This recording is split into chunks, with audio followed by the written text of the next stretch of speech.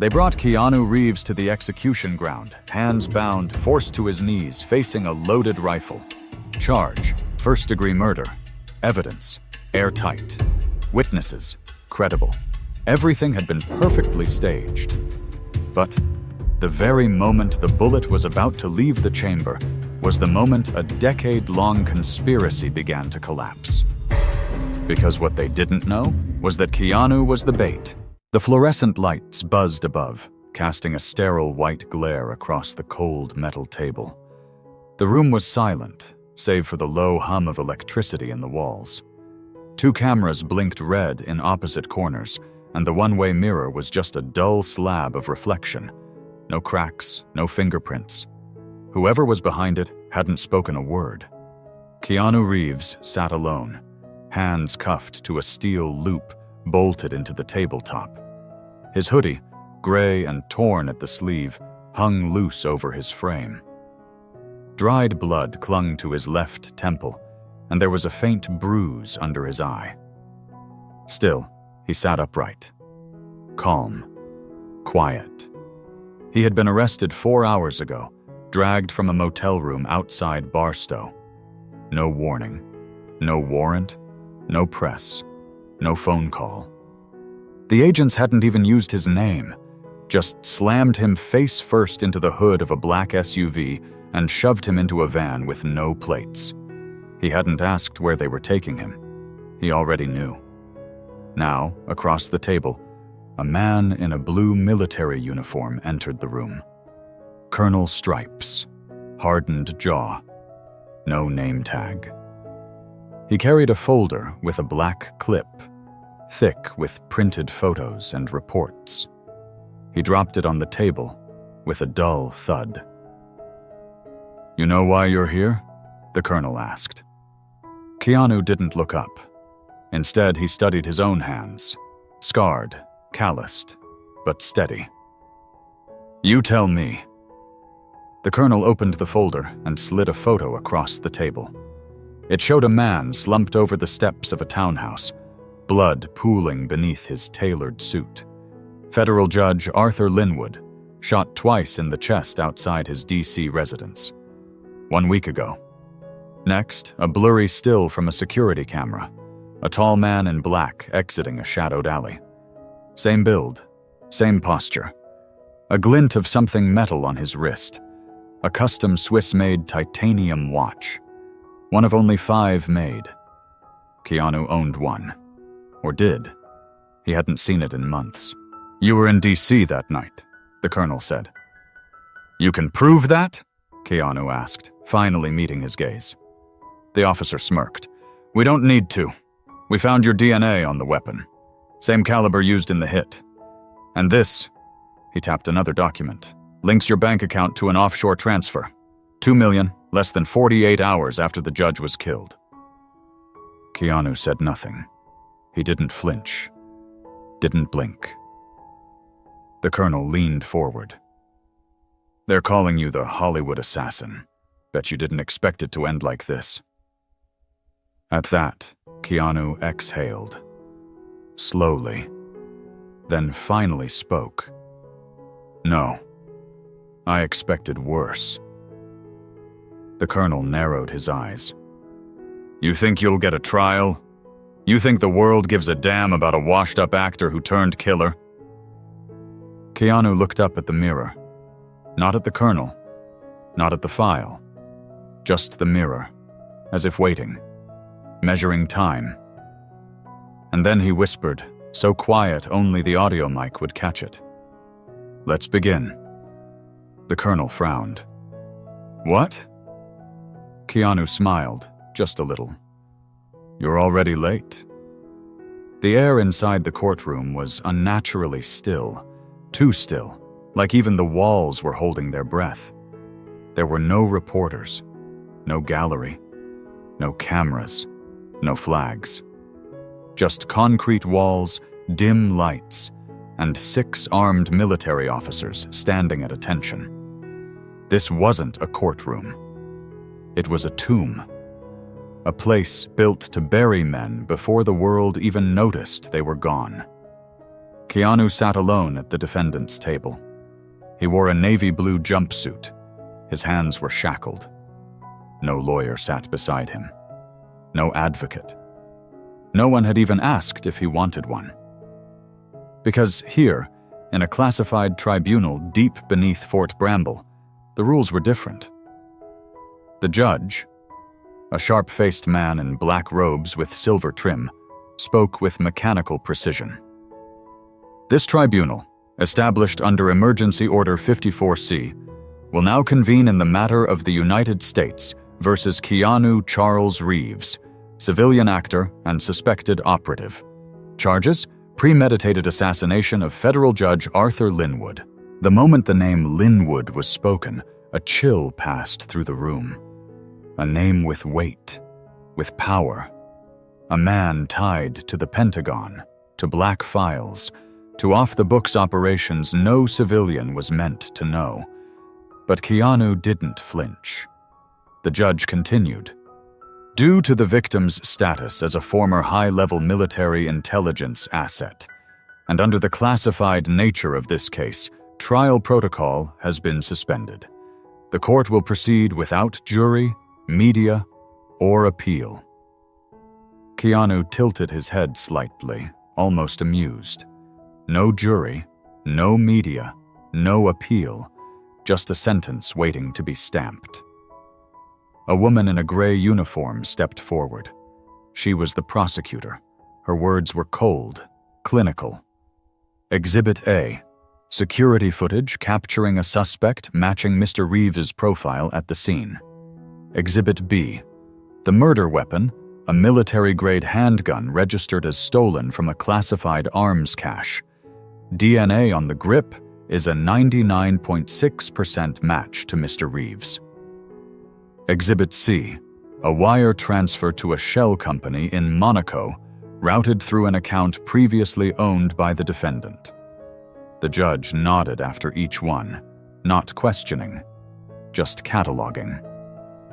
After 10 minutes, the prosecutor stepped back. No defense was presented. The room was silent. Then the judge spoke again. Keanu Charles Reeves, you stand accused of a crime against the state and national security. Based on the evidence presented and under military jurisdiction, this court finds you guilty. There was no gavel, no dramatic moments, just silence. Then, sentence, execution by firing squad, location Black Site Echo 9, date 7 days from today. Keanu blinked. Once. The judge stood. This court is adjourned. The officers moved in without a word. Shackles clinked. Chairs scraped. No one looked him in the eyes. As he was led from the room, Keanu let the silence settle in his chest. He didn't protest. He didn't speak. He didn't plead. Because for him, this wasn't the end. It was right on schedule. The walls of Echo 9 were thicker than most bunkers, 4 feet of reinforced concrete, buried under an abandoned munitions facility in Nevada. No signal could get in, or out. It was a place designed for ghosts. Keanu Reeves sat cross-legged on the thin mattress in his isolation cell. No clock, no window. Just dim yellow light humming from a flickering fixture above. They didn't bother chaining him anymore. There was nowhere to run. In his lap was a battered leather-bound notebook, creased, water-stained, and held together by a fraying rubber band. It had passed every search because it looked harmless, but it was anything but. Inside were names, maps, dates, sloppy scribbles that looked like gibberish unless you knew what to look for. He drew a line between 2 circled names. J. Cole, Office of Naval Intel, T. Merrick, Homeland Logistics. Both men had shown up at Linwood's private gatherings over a decade ago. Black car arrivals, no records, no official roles, Just smiles and handshakes in dim-lit rooms. Keanu turned the page. More names. Elias Ward was at the top of this one. He paused, fingers brushing the ink. The handwriting here was different. Older. Neater. Elias had written these lines himself before he died. Elias Ward had been Keanu's handler during the earliest phase of Operation Scepter, a deep-cover initiative investigating extrajudicial killings masked as domestic security interventions. They had tracked shell companies, off-book asset transfers, and legal assassinations targeting whistleblowers. Elias was the best man Keanu had ever known. And he'd been murdered. Stabbed in a hotel elevator, framed for espionage. The same team that buried Elias's name was the one now trying to erase Keanu. But they had made one mistake. They'd assumed he had no plan. Keanu flipped to the back of the notebook. A page marked only with a symbol. 3 interlocked circles. The insignia of the Council for National Continuity, or what insiders called the Rebuilders. Linwood had been one of them. So were several others, judges, military brass, CEOs. They'd spent 15 years orchestrating political accidents, media smears, and covert terminations of any figure who challenged their power consolidation, all under the guise of patriotism. Keanu drew a red slash through Linwood's name. 1 down, 37 to go. He wasn't here to escape. He wasn't here to plead innocence. He was here to be the fuse. His mission had always been to get close, so close that they would trust he was broken, that he had no backup, that they could silence him and move on. What they didn't know was that he had already triggered the failsafe.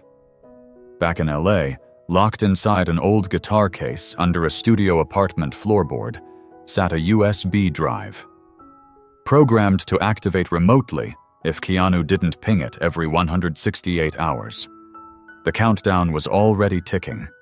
When time ran out, every document, every file, every voice memo Elias had ever logged would detonate across secure federal servers.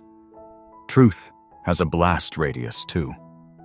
Keanu closed the notebook and smiled for the first time in days. They came for him at 4:17 a.m. 2 soldiers in black fatigues stood outside the cell door, wordless, motionless. When the steel lock disengaged with a groan, Keanu was already sitting up, boots laced, notebook hidden in the mattress seam. He didn't ask where they were going. He knew. The halls of Echo 9 were dead quiet, save for the rhythmic clack of boots on concrete. No one met his eyes. No words were exchanged.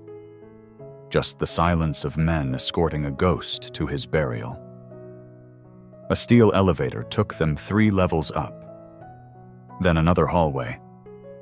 Then the open air, cold desert wind whipping across cracked pavement. Keanu squinted. After 7 days in artificial light, the sunrise hit like a spotlight. The sky was painted in bruised purples and blood orange, like the earth itself was holding its breath. The makeshift execution yard had been cleared decades ago. Crumbling walls, faded military insignia, a single line of sandbags, and a rusted steel pole wrapped in rope. At its center stood a wooden post, splintered and stained. 3 chalk outlines still ghosted the dirt. He was led to the post. They didn't tie him. He didn't resist. A commander stepped forward, face stern, ribbons gleaming on his chest. He held a folded piece of paper and a clipboard. "Keanu Charles Reeves," the man read. "You have been found guilty by military tribunal under Emergency Code 54C. Your sentence, death by firing squad. Do you have any final words? Keanu looked past him, toward the east. The sun had just created the mountains. The light touched the side of his face. Then he turned back and spoke, not loud, not dramatic, but clear, steady. I used to be afraid of dying, though I had more to say, more to fix, but I've learned something in this place. He glanced at the firing line.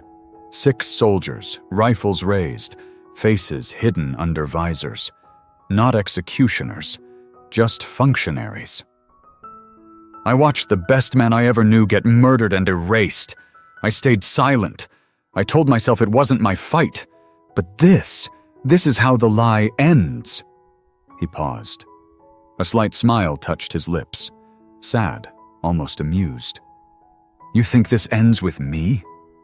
That this bullet will keep the truth buried? He took a single breath. No. When that bullet hits the ground, everything starts. The commander's brow furrowed. Prepare arms, he barked. Aim! The rifles rose in unison. Keanu closed his eyes. Not in fear, but in acceptance. The desert wind stilled. Fair, but the gunfire never came.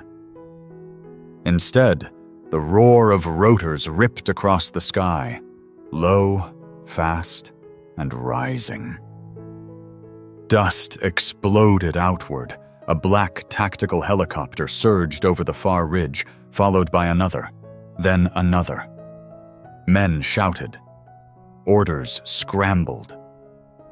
From the sky descended a team in matte gray armor, weapons drawn, patches marked Federal Task Unit 8.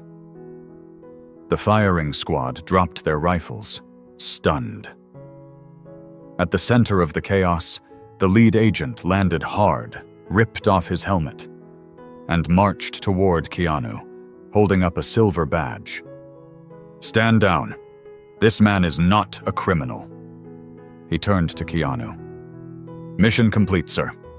We're here to bring you home.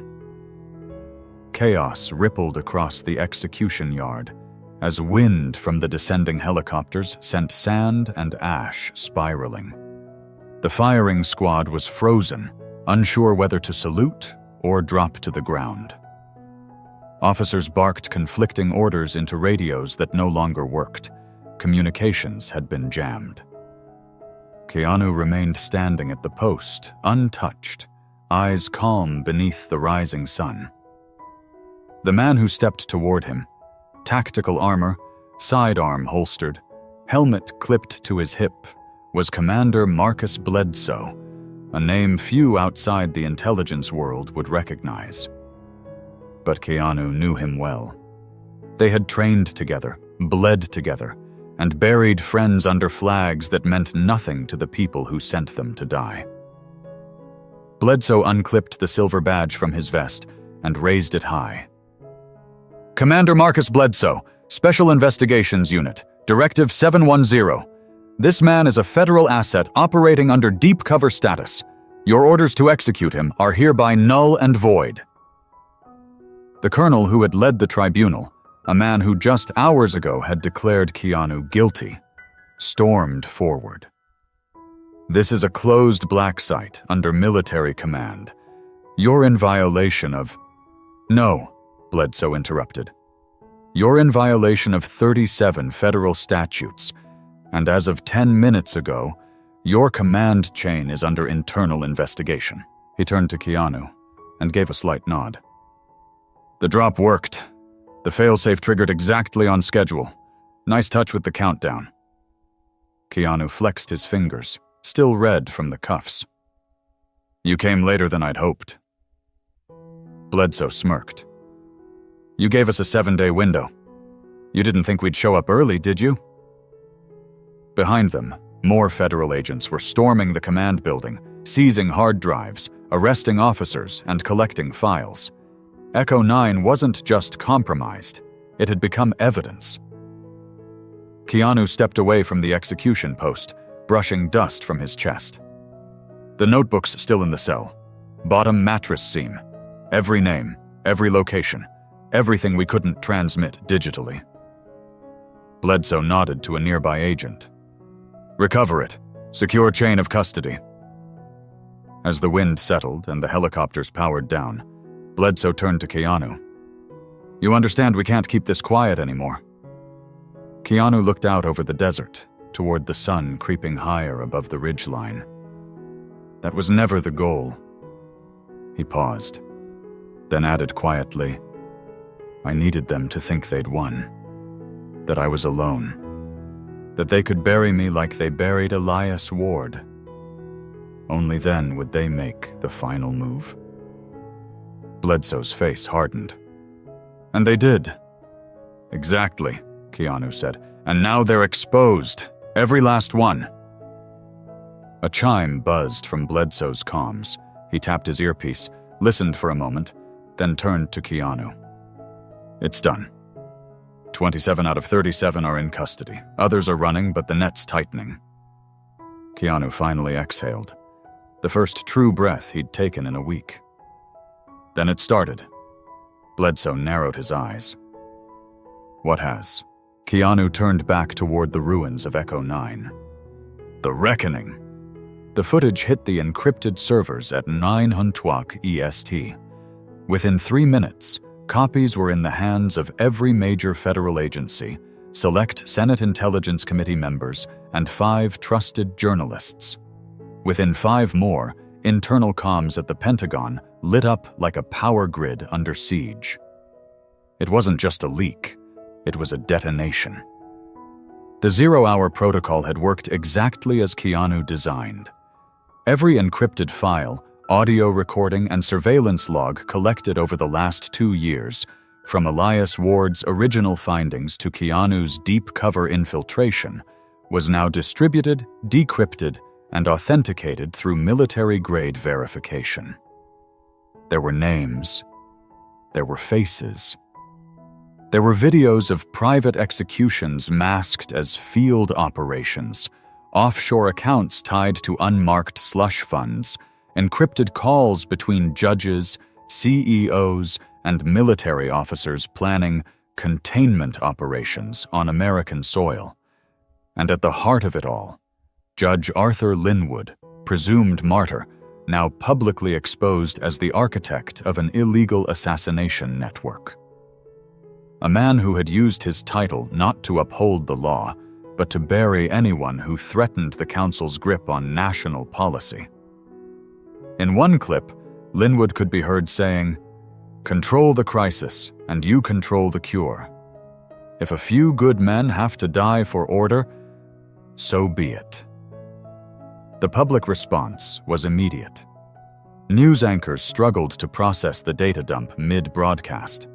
Social media platforms crashed under the strain. Protests erupted outside federal courthouses before lunch. Military leadership scrambled to issue statements, but by then, the damage was viral. In a secure debriefing room in Washington, D.C., Keanu sat across from Commander Marcus Bledsoe. The walls were lined with screens, each one flashing different names, locations, arrests. Red dots faded into green as target after target fell. 34 in custody, Bledsoe said. 2 fled overseas. 1 dead, self-inflicted gunshot in an armored townhouse in Virginia. Keanu didn't speak. He only stared at the last name still blinking red. T. Merrick, Homeland Logistics. We'll get him, Bledsoe assured. He's running scared. Keanu leaned back, eyes distant. He was the one who signed off on Elias's disavowal, the one who made sure no one would come when he called. Bledsoe nodded. We'll bring him in. Alive. There was a long pause. Then Keanu pulled a folded piece of paper from his coat pocket. He slid it across the table. A list. New names. Ones not in the original dossier. Elias started this, Keanu said, but it's bigger than even we thought. These people weren't just collaborators, they're successors. Bledsoe scanned the list, expression darkening. This doesn't end here, does it? Keanu shook his head slowly. No, this was only the infection. Now we're facing the disease. Outside the window, DC sirens wailed in the distance, drowned by the chants of citizens demanding answers. For the first time in decades, the machine had been cracked open, and the world was watching. The hearing room overflowed with people, reporters jammed shoulder to shoulder, senators in grim silence, federal agents in full tactical posture lining the back wall. A line of cameras broadcast the scene live to over 90 million viewers. It was the first public inquiry into the secret tribunal system, exposed by the 0-hour protocol. And sitting at the center of it all, in a black suit with bruises still fading along his jawline, was Keanu Reeves. He did not sit like a man testifying for his freedom. He sat like a man who had already given it away. The chairman of the committee, Senator Avery Miles, adjusted his mic. "Mr. Reeves," he began, voice carefully neutral, "you stand at the intersection of national security, classified intelligence, and, for lack of a better term, treason.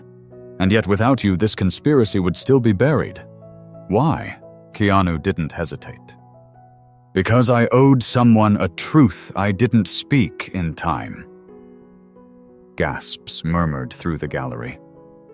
Senator Miles leaned forward. "You mean Elias Ward?" Keanu nodded. Elias died trying to expose these people, and no one listened. They erased his name, buried his files, and called him a traitor. I could have spoken up. I didn't. I stayed safe.